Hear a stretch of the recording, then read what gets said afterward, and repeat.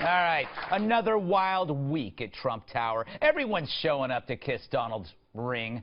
World leaders, politicians, crazy people, and these two, Beavis and Butthead. Leo DiCaprio and Al Snore. The Maverick and Goose of carbon abuse. Oh, yeah, they say they're out to save the Earth, dozing in their private jets. In their clownish crusade, Dumb and Dumber, they emit more gas than a hectare of flatulent cattle. And imagine Trump having to listen to these bozos before lunch. Massive change is required right now, one that leads to a new collective consciousness, a new collective evolution of the human race. All that sounds geeky, but it's a real big historic thing. Yeah. After that, even the planet would say, please kill me. Now, after listening intently to these jackasses, or pretending to listen, what did Mr. Trump do? He picked Scott Pruitt, who's currently suing the EPA, to run the EPA. I like that.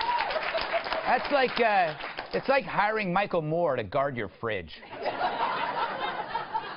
I gotta hand it to Donald, though. He's a prankster. He leads you on, and then bam, he hits the trap door. I bet he put X-Lax in their coffee right before they left. So they left, and they couldn't use the bathroom. And they're in New York City. That's a lot of fun.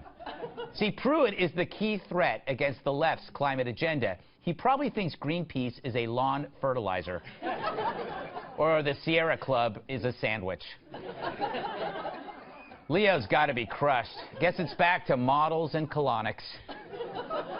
I guess whatever Gore said to Trump went over as well as his diet plan. Poor Al. He got out of bed, he shaved, he plucked the nose hair. He even put on a clean pair of sweats before he came over. The one that still has the drawstring. And Donald gave him one massive orange head fake. But not just him. Earlier, Donald also saw Rahm Emanuel. Wow. I agree. He's the worst mayor since this guy.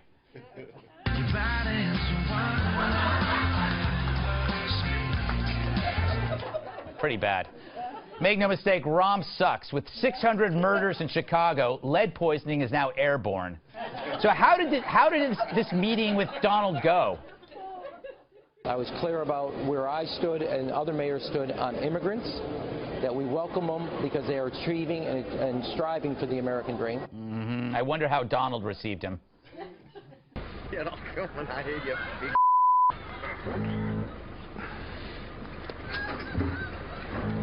Let it go, dogs, let it go. The other dog's coming. Never loses. So why would Donald meet with him anyway? It seems kind of weird. You know, Rahm didn't mind any reason to leave Chicago. And you know he didn't want to go home. He could get shot there. If Trump had offered, Rahm would have taken the job as naval lint picker.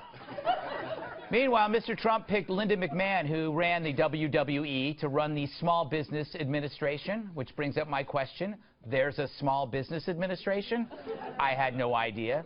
For Labor Secretary, he picked Andy Puzder, a fast food guy who runs Carl's Jr. in Hardee's. They have curly fries. I know nothing about Puzder, but I do know curly fries. It's enough for me, America.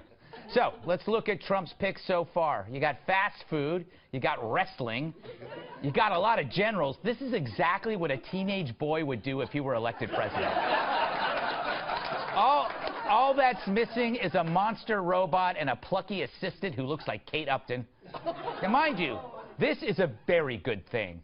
This team is one big macro-aggression against safe spacers. It's designed to give the entire staff of Rolling Stone heart seizures, which I'm for.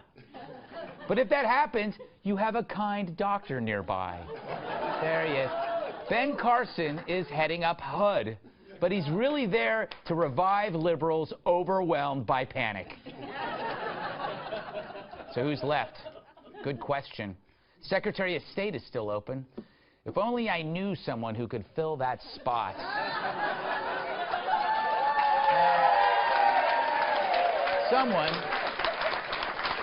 Someone with the pedigree the pedigree, the spine, the common sense, and the willingness to speak frank about our enemies.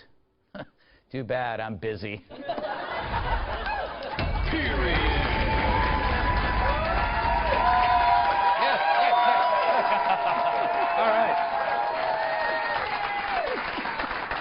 All right. Ambassador Bolton, a pleasure to see you. It's been a long time. It has been. You've been in the news a lot. All right, what the hell is going on over at that tower? Well, actually, it was Michael Bolton who met with the president-elect. It was just a mistake. Wow, you two look alike, I must add. But you're oddly enough, you're the better singer. Is the same too. Yes. So what? I don't think I can break any news here. I don't want to start anything. But have you been offered Secretary of State? You can have my name, rank, and serial number, and that's all. How about deputy? Do they offer you deputy? Name, rank, and serial number. All right. You wouldn't take deputy, would you? They're switching to the Golf Channel already, you know. No. For something exciting. You're trying to kill my ratings. But I know you. You wouldn't take deputy, would you? You're not a number 2. I have no comment on anything. What do you make of the process so far? Look, I think he's equal to or exceeding the pace at which cabinets and other senior administration appointments have been filled. I think he's off to an excellent start. And I think that's why the media are in such a frenzy, because they didn't expect it. He's done an excellent job. They can't keep up with them. That's the thing, Aaron. It's like you know how they have their first 100 days. He started his 100 days 50 days in. So theoretically, they're going to have the next election not in 2020 but in 2019, right? Because he started early. It's going to throw off the clocks. Yeah, but this particular opening for Secretary of State that he's drawing out, it seems like there's a lot of shiny object syndrome going on with this particular pick, because he throws out David Petraeus, right, who admittedly jeopardized national security. Mm-hmm. And now but for a woman, so it was worth it. But this is a good point. It's a good point. He did it for love. It's not like Snowden, who did it, you know, for, you know, so he could. What? Please stop with the snow. Just a random excuse to just bash Snowden. Come on. Yes. Okay, Snowden did it so he could have a movie made about him. Petraeus, I'm sure that's why he did it. Petraeus was a romantic man, Aaron. Am I right? He was in love with his reporter. Apparently so, but she's done quite well. She is on her own publicity tour. She has been for the last year. Mm-hmm. So it worked out for her. He deserves the job. No kidding. I'm just testing you. I want to see. You know, I think Petraeus would be great, Ambassador Bolton. This is an ambush.